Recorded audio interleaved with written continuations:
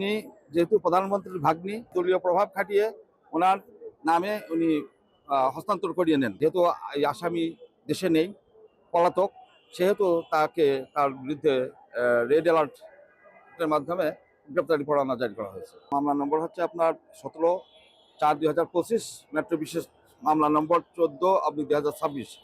এই মামলায় এর বিষয়বস্তু হচ্ছে যে উনি গুলশানের দুটি flat 11A 11B, road number 71, Gulshan, Dhaka 1212। এই ফ্ল্যাট দুটি ইস্টার্ন হাউজিংয়ের অনুকূলে অনিয়মের কারণে হস্তান্তরযোগ্য ছিল না।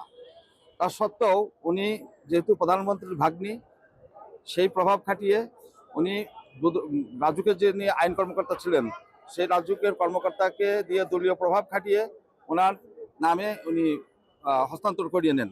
এ হচ্ছে ওনার বিরুদ্ধে অভিযোগ। সেটা দুদক অনুসন্ধান করেছে, অনুসন্ধান করে প্রাইমা ফেসি কেস পেয়েছে, তারপরে এজাহার দায়ের হয়েছে এবং ওই বিজ্ঞ আদালত দুদকের এই অভিযোগ আমলে নিয়েছেন। আমলে নেওয়ার পরে আজকে যেহেতু এই আসামি দেশে নেই, পলাতক, সেহেতু তার বিরুদ্ধে রেড অ্যালার্টের মাধ্যমে গ্রেপ্তারি পরোয়ানা জারি করা হয়েছে।